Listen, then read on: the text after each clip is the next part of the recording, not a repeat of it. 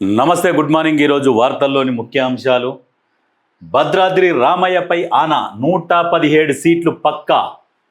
10 ఏళ్ల పాటు రాక్షస పాలన సాగించారు. వచ్చే ఎన్నికలు 2028లో కాదు, 2029 మే జూన్లో జరగవచ్చు.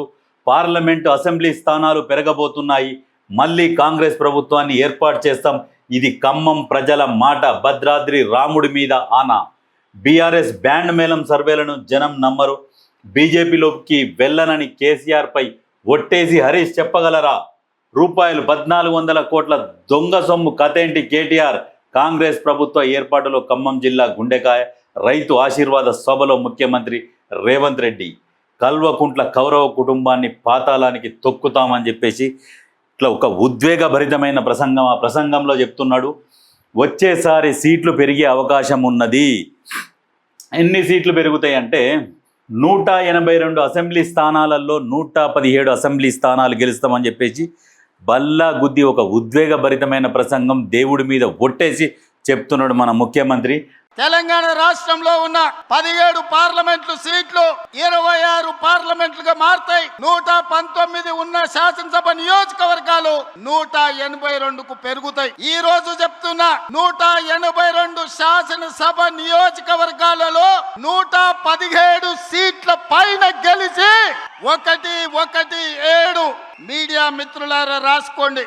117 అంటే 117 శాసన సభ్యులను గెలిపించుకొని రెండవసారి తెలంగాణ రాష్ట్రంలో ప్రజాపాలనను కాంగ్రెస్ ప్రభుత్వాన్ని గెలిపిస్తాం.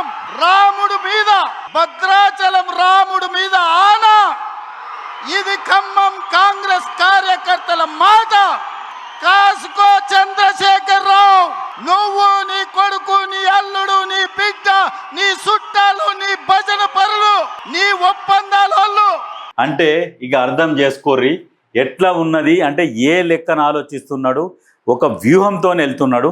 గతంలో కూడా చెప్పి మరి కొట్టి గద్దె మీద కూర్చున్నాడు.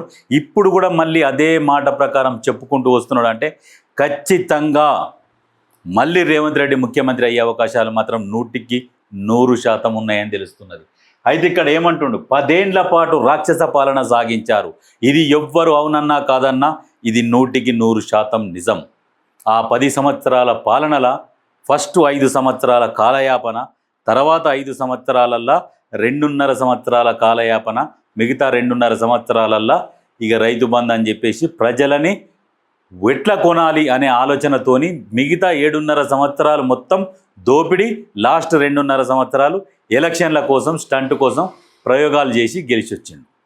అప్పుడు కూడా రైతు బంధు అని ఎప్పుడు వేసిండు? ఎలక్షన్ల ముందల ఎందుకు వేసిండు? ఔటర్ రింగ్ రోడ్డుని తాకట్టు పెట్టి వేసిండు. ఖజానా లేదు, అప్పటికి అయిపోయింది. ఒకవేళ మన కర్మగాలి గనక మళ్ళా గనక కేసీఆర్ గనక వచ్చిండుంటే పరిస్థితి చాలా ఘోరంగా ఉంటుండే. ఒక్కసారి మీరే ఆ పరిపాలన గుర్తు తెచ్చుకోండి. మీకు గుర్తుకొస్తే భయం పుడుతుంది. అటువంటి పరిపాలన సాగించారు. అందరూ అనుకుంటుండొచ్చే రైతు బంధు వేసిండు కదా అని.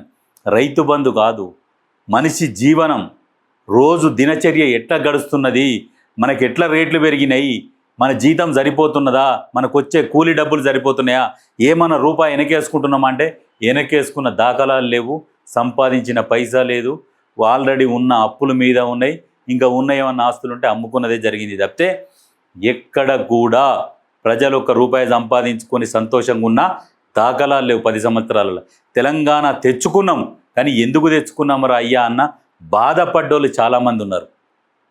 అట్లా పరిపాలన సాగింది. వచ్చే ఎన్నికలు 2028లో కాదు, 2029 మే జూన్లో జరగవచ్చు. ఎందుకంటే సీట్లు పెరుగుతున్నాయి కదా. సీట్లు పెరుగుతున్నాయి కాబట్టి ఖచ్చితంగా కొంచెం సమయం తీసుకుంటారు. ఎందుకంటే మరి ఏ నియోజకవర్గాలల్లో ఎక్కువ ఓట్లు ఉన్నాయి, ఆ ఓట్లను విభజించి మరి ఏరియాలుగా విభజించి పెంచుకుంటూ పోతారు. అయితే ఈ 182 అసెంబ్లీ స్థానాలు పెరుగుతాయి. 182 అంటే ఇప్పుడు దగ్గర 119 అంటే 120 అనుకో, ఇంకొక 61 స్థానం పెరుగుతున్నది. 61 స్థానం అంటే కొత్త ఎమ్మెల్యేలు ఎంతమంది అయ్యే ఛాన్స్ ఉందో ఏమో వెయిట్ చేయాలి ఇంకా. అయితే వీళ్ళు సర్వేలు, దొంగ సర్వేలు ఇవన్నీ చెప్పి ఏవేవో చేయించుకున్నారు సర్వేలు. నెక్స్ట్ వచ్చేది బీఆర్ఎస్ఏ. ఏం ఉద్ధరించారని బీఆర్ఎస్ కోటేస్తారు? మీరు ఉద్ధరించింది ఏంది? మీరు చేసింది ఏంది? ఏమనంటే కాంగ్రెస్ మీద బురద జల్లుతున్నారు. మరి మీరు 10 సంవత్సరాల సమయంలో మీకు సమయం ఇస్తే మీరు చేసింది ఏంది? అది చెప్పకుండా కాంగ్రెస్ ఏం చేయలేదు, వీళ్ళు ఏం చేయలేదు, వాళ్ళు ఏం చేయలేదు, ఇదే సొల్లు ముచ్చట చెప్తున్నారు తప్పితే వీళ్ళు వచ్చి 2.5 సంవత్సరాలు అయితేనే వీళ్ళు ఎమ్మటి ఇంత పడుతున్నారు. మీరు 10 సంవత్సరాల కాలంలో మీరు వీకింది ఏంది? అంటే రైతు బంధు, రైతు బంధు, రైతు బంధు. మిగతా డెవలప్మెంట్ ఏది? మిగులు బడ్జెట్ ఉన్న రాష్ట్రాన్ని అప్పుల కుప్పగా చేసి 10 లక్షల కోట్ల అప్పు చేసి కూస్తున్నారు. ఆ 10 లక్షల కోట్ల మందం ఏం చేసిర్రు? మన రాష్ట్ర ఆదాయం ఎక్కడ పోయింది? ఈ అప్పుల పరిస్థితి ఏంది? మొత్తం ఏది వివరణ ఈ అసెంబ్లీకి రా అంటే దొంగ లెక్క తప్పించుకొని తిరుగుతున్నాడు. నిజంగా మీకు చిత్తశుద్ధి ఉంటే, నిజంగా తెలంగాణ మీద గౌరవం ఉంటే, తెలంగాణ బాగుపడాలనే ఒక ఆకాంక్ష ఉంటే, ఆలోచన ఉంటే అసెంబ్లీకి వచ్చి మాట్లాడుతుండే కేసీఆర్. అట్లా కాదు, అధికారంలోకి రావాలి, దోసుక తినాలి, ఇదే ఆలోచన తప్పితే తెలంగాణ బాగుపడాలనే ఒక ఆలోచన అయితే లేదు. తెలంగాణలో ఎంత సంపద ఉంటే అంత సంపద దోసుకోవాలనే ఒక దుర్బుద్ధి తప్పితే వేరే ఆలోచననే లేదు. మీరు ఎట్లనన్నా ఆలోచన చేసుకోర్రి. మీరు అనుకుంటుండొచ్చు వీళ్ళు కాంగ్రెస్కు భజన చేస్తారని. కాంగ్రెస్కు భజన చేయాల్సిన అవసరం లేదు. ఈ 2.5 సంవత్సరాల కాలంలో ఈ అప్పుల రాష్ట్రాన్ని, ఈ ముళ్ళ కిరీటాన్ని నెత్తిలో పెట్టుకొని అప్పులు కట్టుకుంటూ మళ్ళా సంక్షేమ పథకాలు, ఉచిత పథకాలు ఇవన్నీ ఇచ్చుకుంటూ పాలన కొనసాగిస్తున్నారంటే ప్రజాపాలన నిజంగా కాంగ్రెస్ ప్రభుత్వానికి నిజంగా హ్యాట్స్ ఆఫ్ చెప్పాల్సిందే. ఎందుకంటే ఈ అప్పుల కుప్పని నెత్తిలేసుకొని లాక్కరవడం అనేది మామూలు విషయం కాదు. ఈ విషయంలో మాత్రం రేవంత్ రెడ్డి చాలా గ్రేట్.